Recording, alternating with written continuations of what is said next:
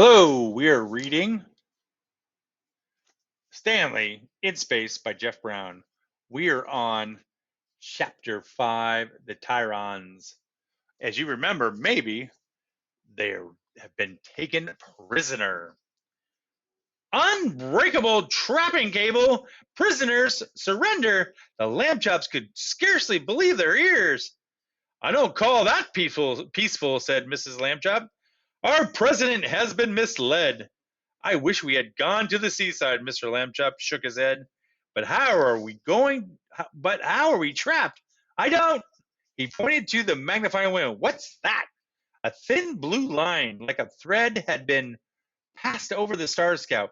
Stanley switched on the wiper above the big window, and the first flick of its blade parted the blue line. Drat, said the radio.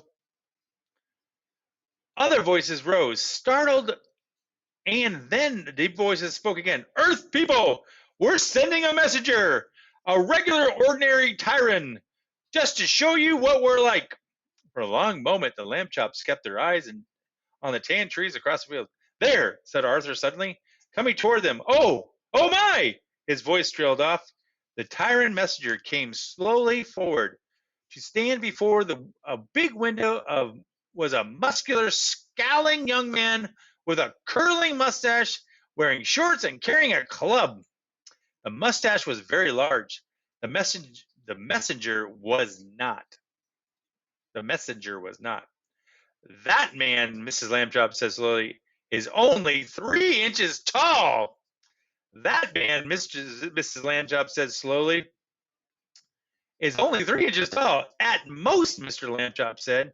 It is a magnifying window. The tyrant seemed to be calling something.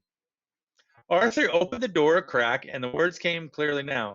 Afraid to let us see you, Earth people, because I'm so enormous. Ha! All tyrants are this big. Flinging the door wide, Arthur showed himself. Well, I'm a small Earth person. Shouted. The rest are even bigger than me. Aye, not me, Mrs. Lambchop said. And don't tease Arthur. Oh, he's fainted.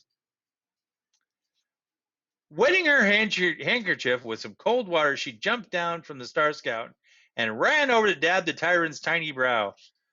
Cries rose again from the spaceship's radio. A giant killed Ick! There's another even bigger! Oh, gross! Look, Ick's all right! The tyrant, by grasping Mrs. Lambchop's handkerchief, had indeed pulled himself up. Furious, he swung his club, but managed only to tap the top of her shoe. Ouch! Scat! She said, and she darted back across the field. Oh my, said the radio. Never mind about surrendering, Earth people.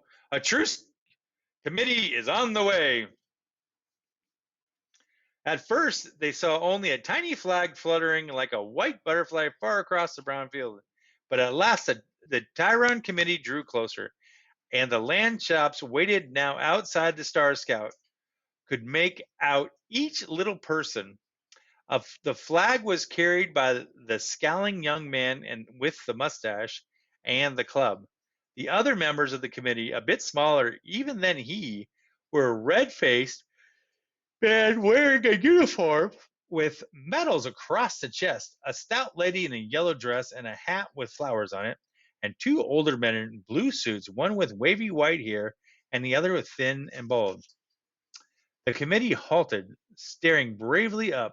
I am General App, shouted the uniformed commander, commander of all Tyron forces.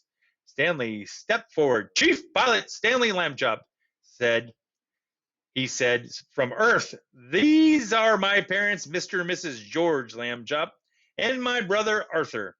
President Ott of Tyra and Mrs. Ott, and General App, indicating the wavy-haired man and the lady. The bald chap is Dr. F, our chief scientist.